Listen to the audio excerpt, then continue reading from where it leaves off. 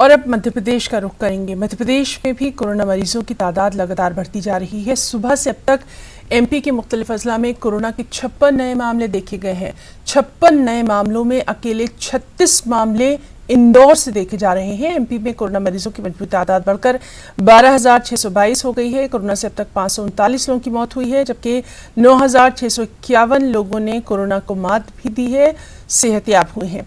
MP में corona के बढ़ते मामलात को लेकर कांग्रेस ने सूबाई हुकूमत को तनकीद का निशाना बनाया। कांग्रेस के सीनियर लीडर पीसी शर्मा ने कहा कि कल कोरोना मुहिम का ऐलान करने वालों ने सूबे की मईशत के साथ घर घर की माली हालत खस्ता कर दी है। वहीं बीजेपी ने कांग्रेस पर जवाबी हमला करते हुए कांग्रेस को फ्रस्ट्रेशन का शिकार करार दे दिया।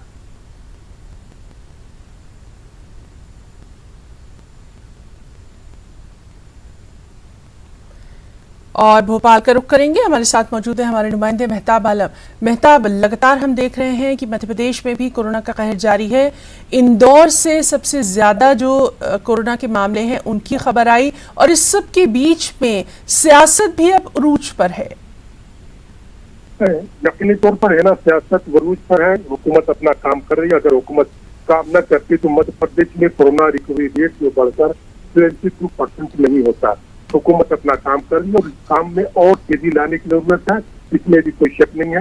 लेकिन इससे पहले भी जैसे हमने बात की थी कि मध्य प्रदेश में असेंबली की 24 सीटों पर जिम्मी इंतखाबात होने हैं, इसलिए सियासत होना लाजमी है।